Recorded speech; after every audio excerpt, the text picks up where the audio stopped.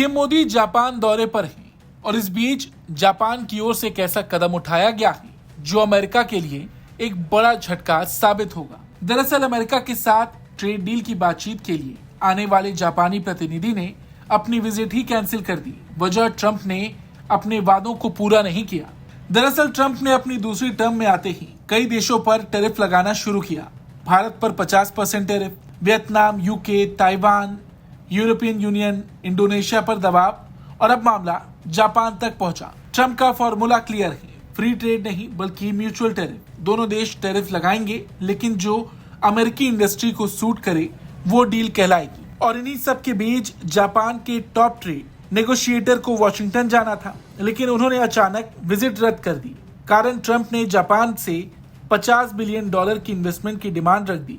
Japan को कहा गया कि वो पैसा लोन लेकर या गारंटी देकर अमेरिका में लगाए। बदले में भी जापान को 15% टैरिफ देना ही होगा और इसके साथ ही साथ इन इन्वेस्टमेंट से जो प्रॉफिट होगा उसका बड़ा हिस्सा भी अमेरिका लेगा। मतलब कुल मिलाकर यहाँ पर अमेरिका जापान पर भी दबाव बना रहा है। और जब लगातार ईमेल और कॉल्स पर कोई समझौता नहीं हुआ तब जापान के ट्रेड रिप्रेजेंटेटिव ने पूरी विजिट कैंसिल कर दी। ये एक बहुत बड़ा संकेत है कि यूएस जापान डील खतरे में है। भारत ने हाल ही में अमेरिका के 50% टैरिफ का डटकर विरोध किया। पीएम मोदी ने कहा कि अब भारत को आत्मनिर्भरता पर फोकस करना होगा, मेक इन इंडिया को प्रमोट किया जाएगा। और अब जैसा देखने को मिल रहा है जापान भी उसी रास्ते पर चलता दिखाई पड़ रहा है, यानी भारत का मॉडल दूसरे देशों को इंस्पायर कर रहा है। और देखा जाए तो जापान अकेला देश नहीं जिसे ट्रंप ने परेशान किया। वियतनाम की डील फाइनल होने वाली थी, लास्ट मोमेंट पर ट्रंप ने धमकियां दी और कई कंसेशंस निकलवा लिए। वियतनाम को दबाव में डील माननी पड़ी।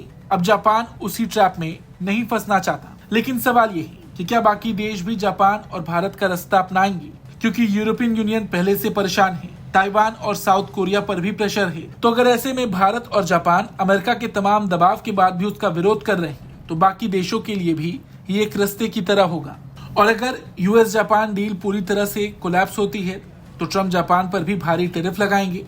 जापान भी जवाब में टैरिफ लगाएगा। नतीजा होगा US Japan trade war. Bharat के लिए ये अवसर बन सकता है। जापान भारत के साथ और मजबूत साझेदारी करेगा। और जिस तरीके से देखा गया आज पीएम मोदी जापान दौरे पर हैं, वहां पर उन्होंने जापानी पीएम के साथ मिलकर 13 बड़े समझौते किए।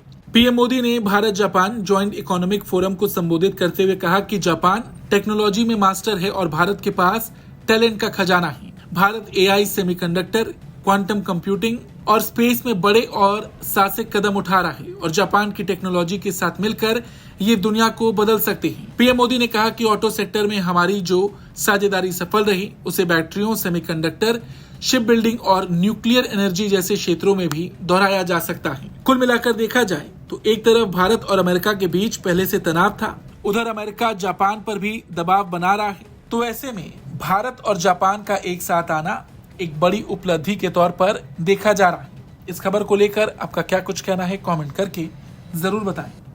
ब्यूरो रिपोर्ट, भारत तक।